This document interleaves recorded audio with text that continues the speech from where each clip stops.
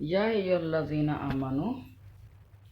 اے لوگو جو ایمان لائے ہو، اللہ یحلو نہیں حلال لکم تمہارے لیے ان تارث النساء کہ تم وارث بن جاؤ عورتوں کے کرہن زبردستی، ولا تعضلوہن کا معنی ہے روک دینا ان کو، اور نہ انہیں روکے رکھو، لِتَذْهَبُوا اس لیے کہ لے لو بھی واضح کچھ حصہ ما اس کا جو آتیتموہن جو تم نے انہیں دیا ہے، عطا کیا ہے، الا مگر ان یاتینا یہ کہ وہ ارتکاب کرے،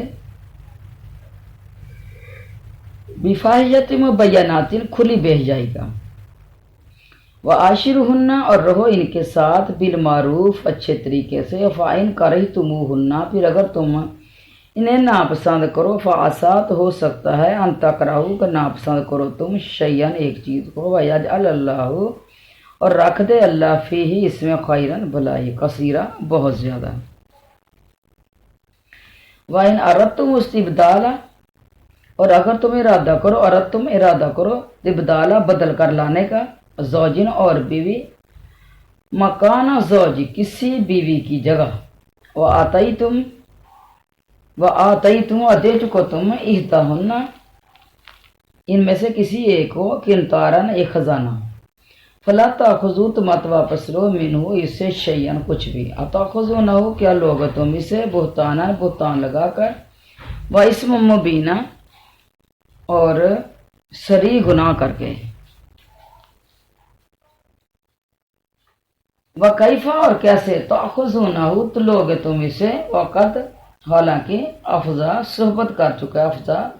چکا اس سے، بعضکم تمہارا بعض الی بعض سے یعنی ایک دوسرے سے تم خلوت کر چکے ہو، واخذنا اور لے چکی ہیں منکم تم میں سے، میثاقاً غلیظا عہد پختہ عہد تم سے لے چکی ہیں، ولا تنکحوا اور مت نکاح کرو ما ان سے نکاح آباؤکم نکاح کیا ہے تمہارے باپوں نے، من النساء ان عورتوں سے، الا ما قد سلف مگر جو پہلے ہو چکا، انہ کان فاحشۃ بے شک یہ ہمیشہ سے ہے، فاحشۃ فحاشی بے حیائی برائی، ما مقتن اور بہت ہی غصے کی بات، ساء سبیلا اور برا ہے راستہ،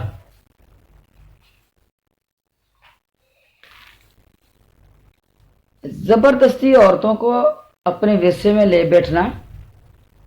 یہ حلال نہیں ہے کسی کو بھی۔ صحیح بخاری میں ہے، حضرت ابن عباس رضی اللہ تعالیٰ فرماتے ہیں قبل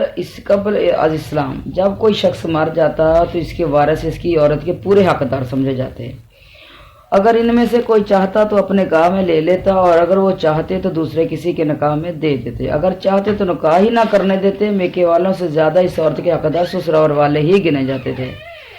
جاہلیت کی اس رسم کے خلاف یہ آیت نازل ہوئی ہے۔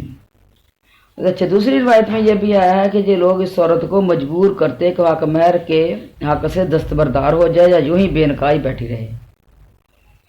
اور یہ بھی ایک روایت میں کہ اس عورت کا خاوند مرتے ہی کوئی بھی آ کر اس پر اپنا کپڑا ڈال دیتا اور وہی اس کا مختار سمجھا جاتا، تو ایک روایت میں ہے کہ یہ کپڑا ڈالنے والا اسے حسین پاتا تو اپنے نکاح میں لے لیتا، اگر یہ بات صورت ہوتی تو یوں ہی روکے رکھتا جہاں تک کہ مر جائے، پھر اس کے مال کا وارث بنتا۔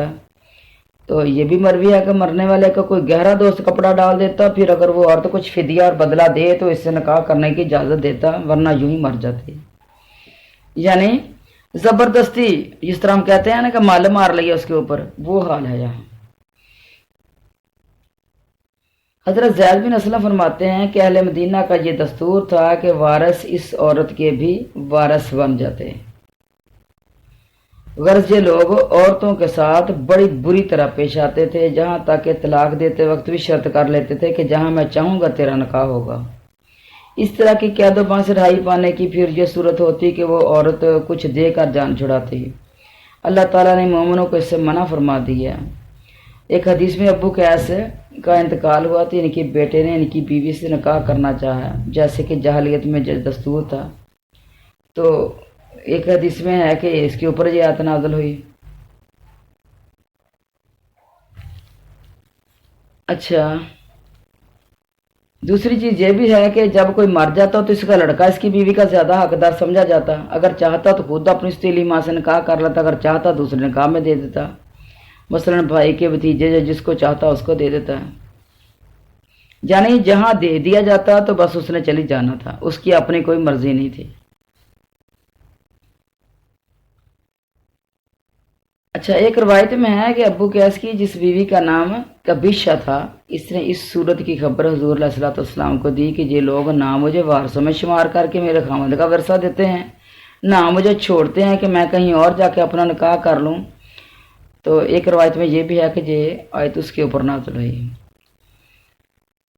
अच्छा, कपड़ा डालने की रस्म से पहले ही अगर कोई औरत भाग खड़ी हो जाती, अपने मेके आ जाए तो वो छूट जाती थी।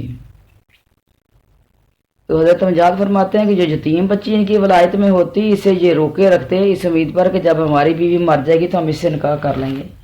इन सब अक़वाल से ये मालूम होता है कि तमाम सूरतों की इस आयत में अल्लाह ताला ने ममानत फरमा दी, औरतों की जान इस मुसीबत से छुड़ा दी। अल्लाह ताला के आज ये बहुत ही करम है ख़वातीन के ऊपर, बड़ी मेहरबानी है इस सरफ नाज़ा के ऊपर। अल्लाह ताला फरमाते हैं, औरतों की पूदोबाश में इन्हें तंग करके तकलीफ देकर मजबूर ना करो कि वो सारा महर छोड़ दें या इसमें से कुछ छोड़ दें या अपने किसी और या वाजबी हक वगैरह से दस्तबरदार होने पर आमादा हो जाएं, क्योंकि इन्हें सताया और मजबूर किया जा रहा है। हज़रत इब्न अब्बास फरमाते हैं, मतलब यह है कि औरत नापसंद है, दिल नहीं मिला, छोड़ देना चाहते हैं, तो इस सूरत में हक महर के अलावा भी तमाम हकूक़ देने पड़ेंगे। इस सूरत हाल से बचने के लिए इसे सताया या तरह तरह से तंग करना या सताना ताकि वो खुद अपने हुकूक छोड़कर चली जाए, तो ऐसा रवैया इख्तियार करने से कुरान पाक ने मुसलमानों को रोक दिया है। तो अगर कुरान ने रोका है तो कुरान कौन सा किसी ने पढ़ा है? कुरान तो किसी ने पढ़ा ही नहीं। तो जिसने कुरान पढ़ा है वही रुकेगा ना, तो जिसने पढ़ा नहीं उसने क्या रोकना है? सब ने तो समझ के बगैर पढ़ा है कुरान, सब जरे लगाई हैं और बस मैंने ही पढ़ा, मैंने पढ़ा, मैंने पढ़ा, और काम सारे इसके खिलाफ करते रहते हैं।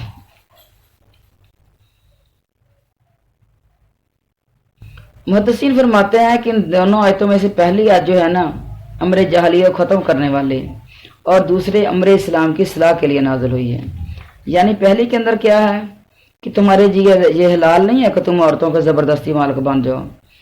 और दूसरी जो है उसके अंदर एक कानून बन गया कि अगर आपने औरतों को तंग करके उनको मजबूर उनको करना है तलाक लेने के लिए, तो ये भी आपके ऊपर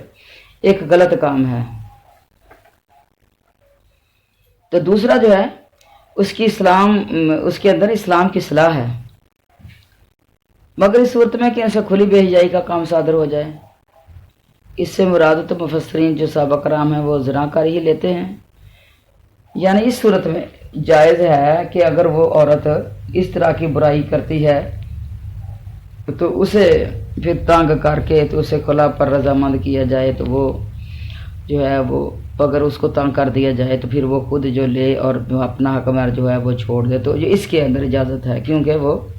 उसकी बुराई की वजह से उसको छोड़ना चाहता है।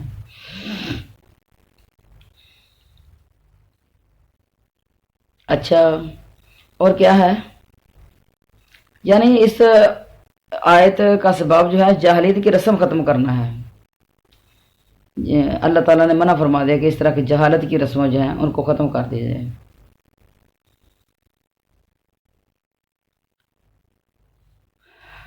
अच्छा, ये भी था एक रिवाज उनके अंदर है कि किसी शख्स ने किसी शरीफ औरत से निकाह किया तो मुआफ़क़त ना हुई उनकी, तो तलाक दे दी, लेकिन ये शर्त कर लेता था कि बगैर इसकी इजाज़त के दूसरी जगह निकाह नहीं कर सकते। इस बात पर गवाह मुकर्रर हो जाती, इकरारनामा लिख लिया जाता। अब अगर कहीं से पैगाम आए और वो औरत राज़ी हो तो वो कहता इतनी रकम मुझे दे दे तो इससे निकाह की इजाज़त दे दूंगा मैं तुझे। अगर वो अदा कर देती तो खैर, वरना यूँ ही इसे कैद रखता और दूसरा निकाह ना करने देता। तो कई तरह के देखें कि इस्लाम से जहालत की कोई हद ही नहीं।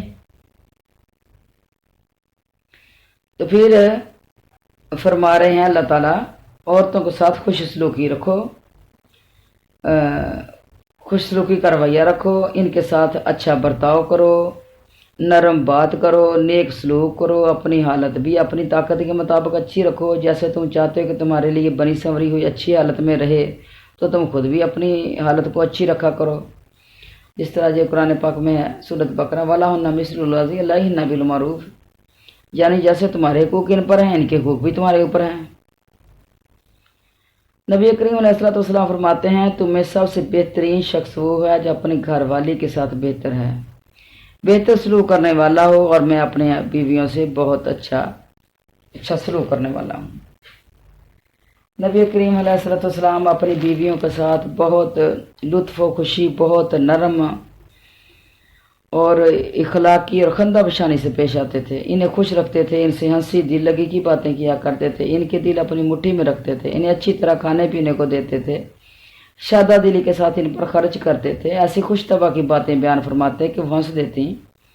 ایسا بھی ہوا کہ حضرت عائشہ صدیقہ رضی اللہ عنہا کے ساتھ آپ نے دوڑ لگائی، اس دوڑ میں حضرت صدیقہ رضی اللہ عنہ آگے نکل جاتی ہیں۔ کچھ مدت کے بعد پھر دوڑ لگی، اب کے بعد حضرت عائشہ صدیقہ پیچھے رہ گئی، تو آپ نے فرمایا معاملہ برابر ہو گیا، یعنی خوش کرنے کے لیے۔ اس سے بھی آپ کا مطلب یہ تھا کہ حضرت صدیقہ خوش رہیں اور ان کا جی پہلے جس بیوی صاحبہ کے ہاں آپ کو رات گزارنی ہوتی وہیں آپ کی ساری بیویاں جمع ہو جاتی ہیں، دو گھڑی بیٹھتی ہیں، بات چیت ہوتی، کبھی ایسا بھی ہوتا کہ ان سب کے ساتھ ہی حضور علیہ الصلوۃ والسلام رات کا کھانا تناول فرماتے، پھر سب اپنے اپنے گھر چلی جاتی ہیں اور آپ وہیں آرام فرماتے جس کی باری ہوتی ہے۔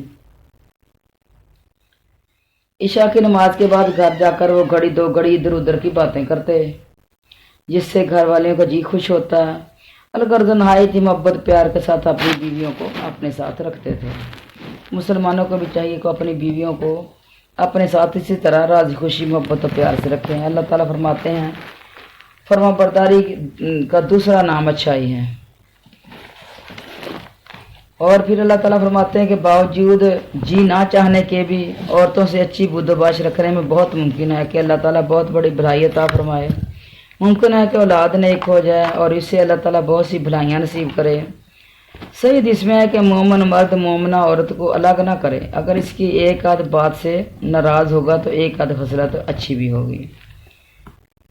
اور پھر اللہ تعالیٰ فرماتے ہیں جب تم میں سے کوئی اپنی بیوی کو طلاق دینا چاہے تو اس کی جگہ دوسری عورت سے نکاح کرنا چاہے تو اسے دیے ہوئے حق میں سے کچھ بھی واپس نہیں لینا چاہیے، چاہے خزانے کا خزانہ دیا ہو۔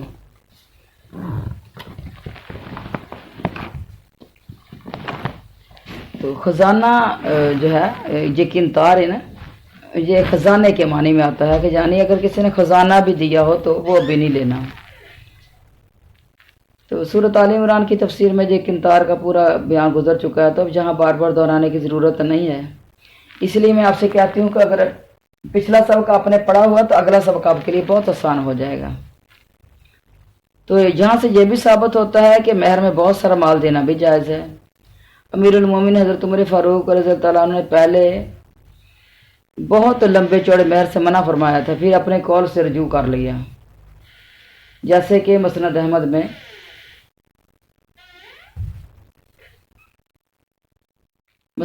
کی ایک حدیث ہے، آپ نے فرمایا عورتوں کے مہر باندھنے میں زیادتی نہ کرو، اگر یہ دنیوی طور پر کوئی بھی چیز ہوتی یا اللہ کے نزدیک یہ تقویٰ کی چیز ہوتی تو تم سب سے پہلے اس پر اللہ کے رسول صلی اللہ علیہ وسلم عمل کرتے۔ تو حضور صلی اللہ علیہ وسلم نے اپنی ہر کسی بیٹی کا مہر جو ہے وہ 12 اوقے سے زیادہ مقرر نہیں کیا، کسی بیٹی کا مہر جو 12 اوقے سے زیادہ نہیں تھا، یہ تقریباً 125 روپیہ بنتا ہے۔ تو انسان زیادہ مہر باندھ کر پھر مصیبت میں پڑ جاتا ہے، یعنی یہ حضرت عمر فاروق کی بات ہے، جہاں تک رفتہ رفتہ اس کی بیوی سے بوجھ معلوم ہونے لگتی ہے اور اس کے دل میں اس کی دشمنی بیٹھ جاتی ہے اور کہنے لگتا ہے کہ تو نے میرے کندھے پر مشق لٹکا دی ہے۔ اور یہ حدیث بہت سی کتابوں میں مختلف سے مروی ہے۔ یہ حدیث ہے، ایک میں ہے کہ آپ نے ممبر نبوی پر کھڑے ہو کر فرمایا لوگوں تم نے کیوں لمبے چوڑے مہر باندھنے شروع کر دیے ہیں؟ نبی کریم علیہ الصلوۃ والسلام اور آپ کے زمانہ کا صاحب نے تو 400 درہم تقریباً 100 روپیہ مہر باندھا ہے۔ اگر یہ تقویٰ اور کرامت کے زیادہ ہونے کا سبب ہوتا تو تم پر زیادہ حق مہر کرنے میں بھی ان پر سبقت نہیں لے سکتے تھے۔ خبردار آج سے میں نہ سنوں کہ کسی نے 400 درہم سے زیادہ کا مہر مقرر کیا ہے۔ یہ فرما کر آپ نیچے اتر آئے تو ایک قریشی خاتون سامنے آئیں اور کہنے لگیں امیر المومنین کہ آپ نے 400 درہم سے زیادہ حق مہر کے باندھنے سے لوگوں کو منع فرما دیا؟ آپ نے فرمایا ہاں۔ کہا کیا آپ نے اللہ کا جو کلام اس نے نازل فرمایا ہے وہ نہیں سنا؟ کہ اللہ تعالیٰ فرماتے ہیں وہ آتا ہی تم اس دہن کنتار، کہ تم نے اگر خزانہ بھی دیا ہو تو وہ بھی واپس نہیں لینا۔ تو حضرت عمر فاروق نے فرمایا اللہ مجھے معاف فرما دے، عمر سے تو ہر شخص زیادہ سمجھدار ہے۔ پھر واپس اسی وقت ممبر پر کھڑے ہو کر لوگوں سے فرمایا لوگوں میں نے تمہیں 400 درہم سے زیادہ کے مہر سے روک دیا تھا، لیکن اب کہتا ہوں کہ جو شخص اپنے مال میں سے مہر جتنا دینا چاہے اپنی خوشی سے دے لے، اور میں نہ ہی مہر مقرر کرتا ہوں اور نہ ہی کسی کو روکتا ہوں۔ پھر اللہ تعالیٰ فرما رہے ہیں کہ تم اپنی بیوی کو دیا ہوا حق مہر واپس کیسے لے سکتے ہو جبکہ تم نے اسے فائدہ اٹھایا ہے، جو ضرورت پوری کی ہے، یعنی خلوت کی ہے وہ تم سے اور تم اس سے مل گئے ہیں، یعنی میاں بیوی کے تعلقات بھی قائم ہو گئے۔ تو بخاری مسلم کی اس حدیث میں ہے کہ ایک شخص نے اپنی بیوی پر زنا کا الزام لگایا، حضور صلی اللہ علیہ وسلم کے سامنے پیش ہوا، بیوی نے بھی اپنے بے گناہ ہونے کی اور شوہر نے اپنے سچا ہونے کی قسم اٹھائی، پھر ان دونوں قسموں کا کھانا اور اس کے بعد آپ کا یہ فرمان کہ اللہ تعالیٰ کو بخوبی علم ہے کہ تم دونوں میں سے کون جھوٹا ہے کون سچا ہے، کیا تم میں سے کوئی اب بھی توبہ کرتا ہے؟ 3 دفعہ فرمایا۔ تو اس مرد نے کہا میں نے جو مال اس کے مہر میں دیا ہے اس کی بابت آپ کیا فرماتے ہیں؟ آپ نے فرمایا اسی کے بدلے تو یہ تیرے لیے حلال ہوئی تھی، اب اگر تو نے اس پر جھوٹی تہمت لگائی ہے تو پھر اور ناممکن بات ہو گئی۔ تو اس طرح ایک اور حدیث میں بھی ہے کہ حضرت بصرہ نے ایک کنواری لڑکی سے نکاح کیا، تو جب اس سے ملے تو دیکھا تو اسے زنا کا حمل ہے، حضور علیہ السلام سے ذکر کیا تو آپ نے اسے لاک کرا دیا اور مہر دلوا دیا اور عورت کو کوڑے مارنے کو حکم دیا اور فرمایا جو بچہ ہوگا وہ تیرا غلام ہوگا۔ مہر تو اس کی حلال کرنے کا سبب تھا، یعنی مہر بھی اس کو دلوایا گیا، اور کیونکہ وہ اس سے خلوت جو کی ہے تو وہ مہر جو ہے وہ دیا گیا۔ اور یہ کوڑے کا جو حکم دیا گیا تھا نا کسی کو، تو یہ بچہ پیدا ہونے کے بعد اس کو کوڑے لگنے تھے، پہلے کا کو نہیں تھا۔ تو اس کا مطلب یہ ہے کہ اس کو پھر علیحدہ بھی کیا گیا ہے، یعنی نکاح جو ہے وہ باطل ہے، اور جہاں بھی مہر جو ہے وہ عورت کو دیا گیا ہے۔ اچھا، آیت کا مطلب یہ بھی ہے کہ عورت اس کے بیٹے پر حرام ہو جاتی ہے اور اس پر اجماع ہے۔ ابھی جو ہم نے پیچھے آیت پڑھی ہے نا کہ اپنی باپ کی منکوحہ سے نکاح نہیں کرنا۔ حضرت ابو قیس جو بڑے بزرگ اور نیک انصاری صحابی تھے، ان کے انتقال کے بعد ان کے لڑکے قیس نے ان کی بیوی سے نکاح کی خواہش کی جو ان کی ستیلی ماں تھی۔ اس پر یہ بیوی صاحبہ نے فرمایا کہ تو اپنی قوم میں نیک ہے لیکن میں تجھے اپنا بیٹا شمار کرتی ہوں۔ خیر میں حضور علیہ السلام کے پاس جاتی ہوں، وہ جو حکم فرمائیں کہ وہ حاضر ہوئیں اور حضور علیہ السلام کو ساری کیفیت بیان کی۔ آپ نے فرمایا اپنے گھر لوٹ جاؤ۔ پھر یہ آیت اتری کہ جس سے باپ نے نکاح کیا اس سے بیٹے کا نکاح حرام ہے۔ ایسے واقعات اور بھی اس وقت موجود تھے جنہیں اس ارادے سے باز رکھا گیا تھا۔ اچھا،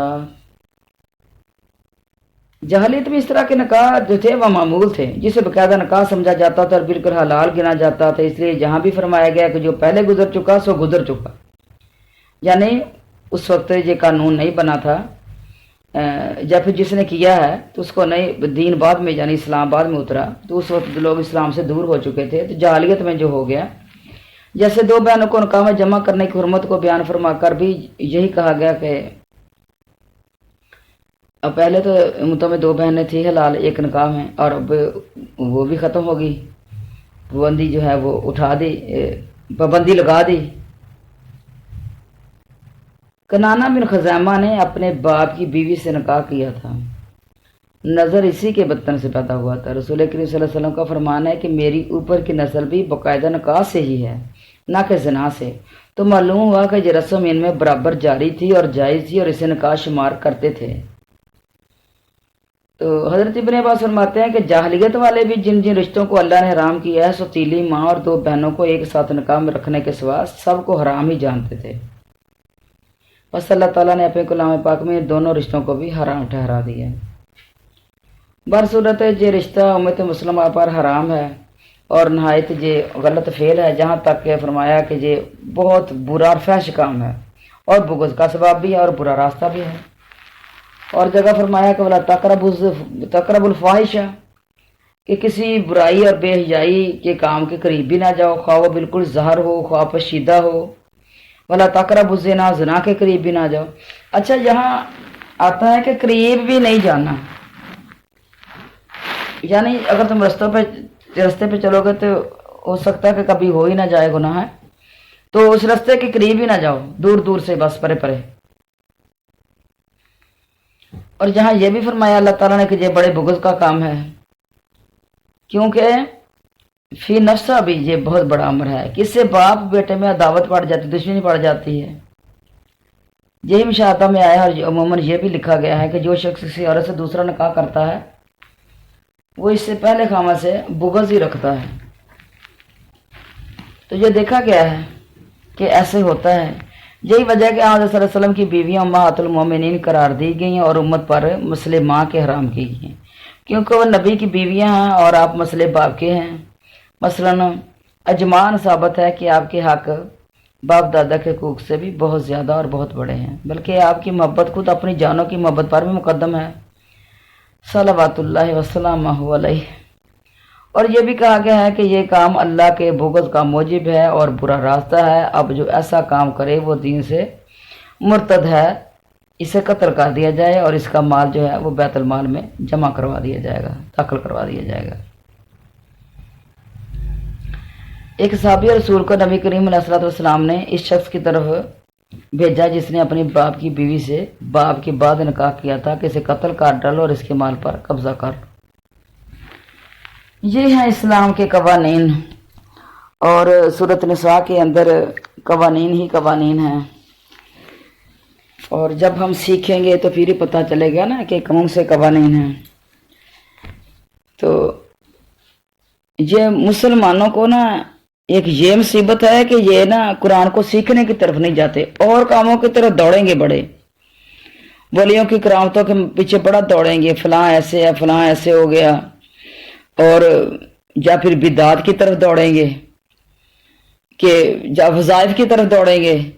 कि बस कोई वज़ाइफ हमें मिल जाएं और दुनिया की भलाइयाँ मिल जाएं और रिज़्क़ में इजाफे वाले मिल जाएं और जो मुसीबतों और परेशानियाँ दूर हो जाएं, ये मिल जाएं, उनकी तरफ दौड़ेंगे। मसल्ला बिछाएंगे तो तभी जब कोई परेशानी आई, खुशी में कभी इनके मसल्ले नहीं बिछते। तो ये सारे लोग नहीं, कुछ लोगों को छोड़कर कुछ नेक लोग भी यहाँ दुनिया का, तभी तो क़यामत अभी कायम नहीं हुई।